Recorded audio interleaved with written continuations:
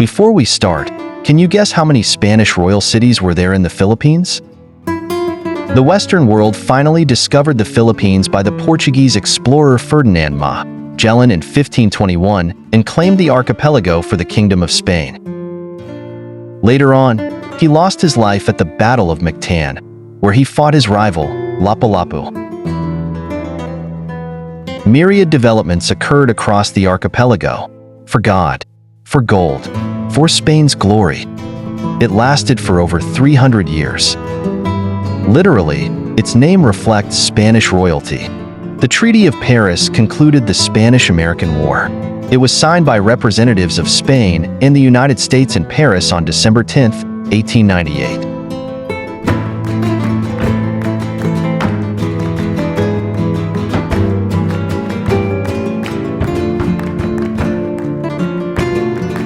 America paid Spain $20 million nominally for public works and public buildings in the Philippines.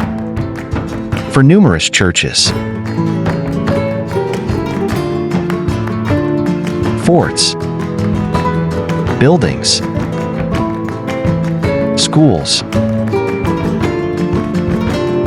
parks, roads. If you want to see more quality videos like this, don't forget to like, leave a comment, and subscribe to this channel. Thank you. And lighthouses and bridges. In the field of education, did you know that the University of Santo Tomas is older than Harvard University? UST was established in April 28, 1611. Archbishop Miguel de Benavides founded UST. King Charles III of Spain granted the title royal to UST in 1785. Pope Leo XIII made UST a pontifical university in 1902. Pope Pius XII bestowed the title of the Catholic University of the Philippines in 1947. On the other hand, the Harvard University was only established in 1636. The university was named after its first benefactor, Puritan clergyman, John Harvard. When we want to race fast toward our future, we should like to look back to our past and trace our roots.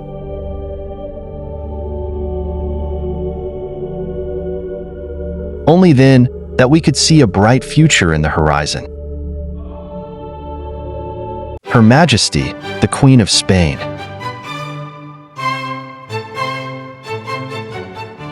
Queen Letizia Ortiz, Roca Solano.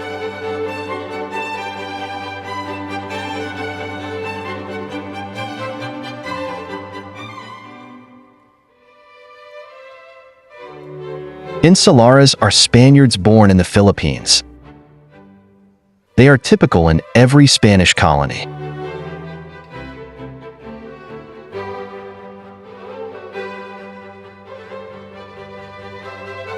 The father of Queen Letizia.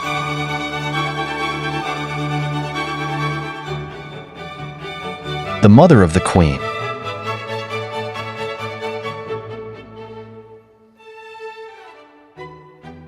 The grandfather of Queen Letizia. The grandmother of the Queen. Her father is Enrique Rodriguez, while her mother's name is Maria Paloma Figueiredo. Her husband King Felipe VI. Her firstborn, Princess Leonor. Her equally beautiful second daughter, Infanta Sofia. Philippine-Spanish Friendship Day. On the 30th of June, the strong connections between the Republic of the Philippines and the Kingdom of Spain is celebrated. It commemorates the day when General Emilio Aguinaldo, the first president of the Republic, issued a decree requiring the last Spanish soldiers, who had been besieged for almost a year inside a church in Baler, to be treated not as enemies or prisoners of war, but rather as friends. And it ordered that they receive the necessary permission for their return to Spain. Senator Edgardo Enguera, the Friendship Day's main sponsor, described this occasion as a glorious day for both countries because the siege of Baler made heroes and achieved victory for the two allies. Today, it symbolizes the great friendship between the two nations. Filipinos have a Hispanic culture that is evident in the arts like dance, the Spanish guitar, the Catholic faith and fiestas, and Christmas traditions, and so much more. There is a plethora of Spanish dishes that every Filipino is familiar with. Have you tasted all of these flavorful Spanish specialties? Most Filipinos were given Spanish surnames by the decree of Narciso Claveria. Chinese names have also been Hispanized. Provinces, cities, towns, and down to the barangay level acquired Spanish names too. The Philippines hosts the only Instituto Cervantes in Asia. The country is honored to have the only Spanish Creole language in the world. This institute specializes in the acquiring of excellent Spanish language skills both in oral and written communications. There is a high probability that the percentage of Spanish Filipinos are higher because most mestizos during the revolution against Spain preferred to be called ilustrados and claimed Filipino to be the term for all people born and raised in the Philippines.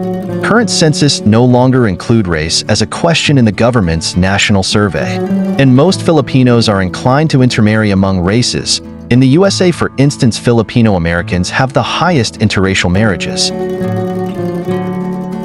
It is interesting to note that there is quite a similarity between the state of the Philippines and South Africa in terms of ethnic diversity.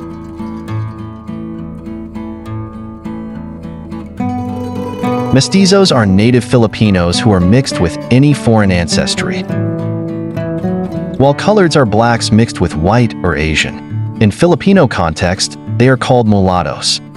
It is a revealing reversal of fortune when we analyze the United States and the United Kingdom, where blacks and Asians are the minority. Both the Philippines and South Africa have almost the same statistics when it comes to the percentage of the white ethnic minority group. However, the Spaniards were successful in implementing their strategy to amalgamate the different races of the Philippines. There were equal admissions to the army, for instance, to all races. Families are related by marriage, and rebellion had become harder to achieve. The racial barriers were broken. In South Africa, there were more whites than in the Philippines, and they imposed apartheid, or the separation of the races.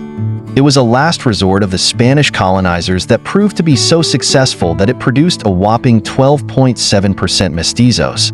Spanish people were no longer exempted from paying taxes. DNA would show that an average Filipino has at least 5% European blood. Truly, the pot has been stirred.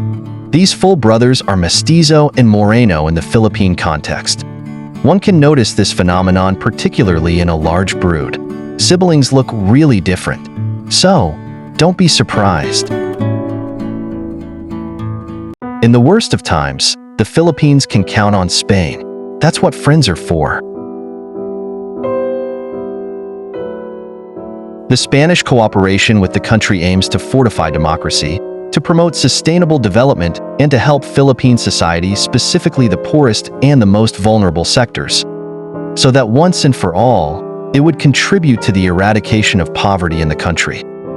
The agency has the following projects in the marked points across the former Spanish colony, and for quite some time now, its wonderful friend. To answer our question, there were at least 5 Spanish royal cities in the Philippines: Cebu, Iloilo, Manila, Nueva Cáceres, and, last but definitely not least, Ciudad Fernandina. If you forget where you came from, you will not reach the finish line.